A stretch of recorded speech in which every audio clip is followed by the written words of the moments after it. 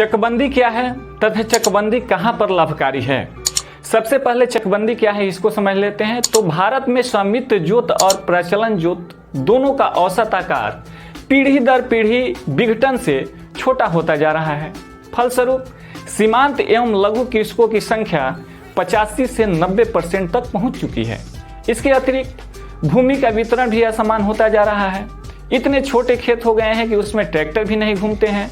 चकबंदी एक प्रक्रिया है जिसके द्वारा असमान रूप से वितरित जोतों को एक चक में यानी एक खेत में जोड़कर बड़ा प्लाट बनाया जाता है।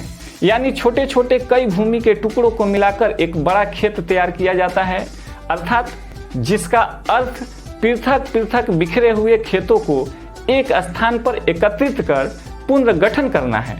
इसमें फलस्वरूप कृषि श्रम, समय तथा अन्य लागत इनपुट्स जिसे कहते हैं वो कम हो जाता है तथा भूमि की उत्पादकता भी बढ़ जाती है।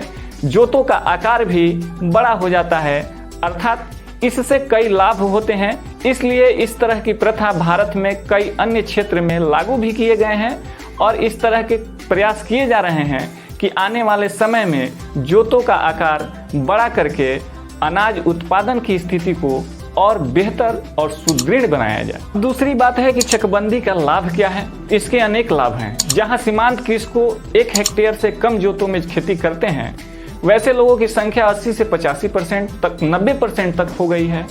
वहां चकबंदी का बहुत व्यापक लाभ है ताकि एकत्रित की गई भूमि पर कृषक अपने कृषि का उचित कार्य सफलतापूर्वक कम लागत में संपन्न कर सकते हैं, जिससे समय, श्रम, पूंजी की बचत के साथ साथ कृषि उत्पादन में 5 से 10% की वृद्धि भी हो जाती है।